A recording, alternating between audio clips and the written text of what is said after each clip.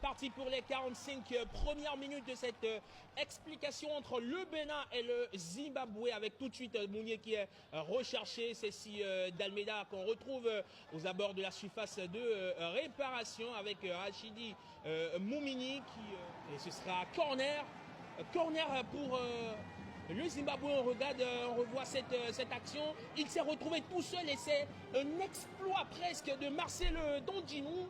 Vincent, comment est-ce qu'il s'est retrouvé tout seul? Imran Hassan, le bon jaillissement, pourquoi pas la frappe derrière de Imran Hassan.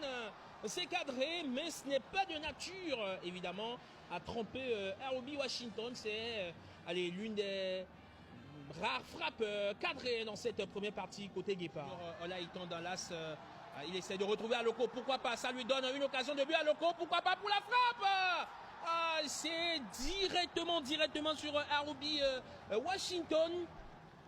Cette frappe de Rodolfo Aloko qui arrive à faire le crochet. Je pense qu'il y a une passe pour Andreas Rontondi, n'est-ce pas Vincent Roturo? Regardez, il y a une passe, il y a un décalage à trouver pour Andreas Rontondi. Là, étant qui pivote sur lui-même, il arrive à porter le ballon et à retrouver le décalage pour Rachidi Moumini. Il faut s'appliquer sur ce centre et la tête de Rontondi. On voit tout ceci beaucoup plus calmement. Le décalage de Laïtan pour le centre de Moumini. La tête d'Andreas est derrière, je pense. Allez, à moins de nous proposer un angle beaucoup plus axial, je pense que c'était derrière. Allez, Junior Laïtan qui se bat, qui pour entrer dans la soirée de réparation.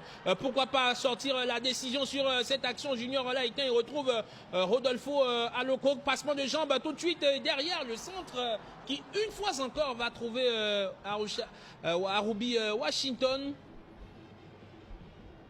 On sent qu'il y a la volonté d'aller de l'avant. Il fait encore la différence sur cette action, mais c'est sur le dernier ballon, sur la dernière passe, que Rodolfo Aloko n'y arrive pas encore.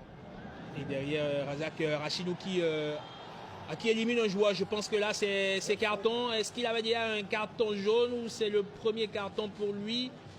C'est plutôt son premier carton dans cette partie. Makamba Mavelous de Luton Town, capitaine de cette équipe qui a dû commettre la faute pour arrêter Razak Rachidou. C'est une faute d'expérience, situation de balle de contre. Rachidou qui passe une fois encore avec son pied gauche. Il y a Junior derrière lui, il met le ballon dans la surface de réparation. Ça manque de présence, dans les buts. Récupération encore de Junior Olaïtan. Razak Rachidou, est-ce qu'il va être retrouvé? Non, le ballon est perdu. Alors qu'il retrouve des jambes sur les 1 contre 1. Et joli contrôle de Yohan Roche. Il y a l'appel de Junior Olaïtan. Il préfère le centre, pourquoi pas? Et la tête de Steve Mounier! Mounier qui va frapper le capitaine d'ici, son 21e but en sélection nationale. Il menace désormais vertigineusement au Mogol qui compte 22 buts en sélection. Une fois encore, c'est Mounier qui va délivrer le peuple jaune. Le réveil du Guépard, du capitaine. Regardez cette action, regardez le contrôle d'abord de Yohan Roche.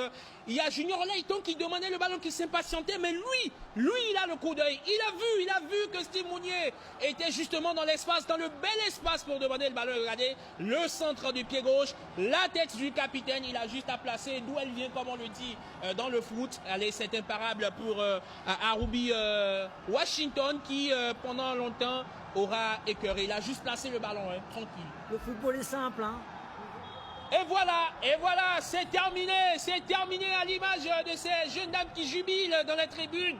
Le Bénin tient sa victoire face au Zimbabwe. Le Zimbabwe qui, sans nul doute, a laissé filer l'espoir, on va dire le match de la relance pour se recoller dans le classement au bonheur de ses guépards et surtout de cet homme, Yohan Roche, qui aura déposé une merveille de centre pour Steve Mounier pour le seul but de la rencontre.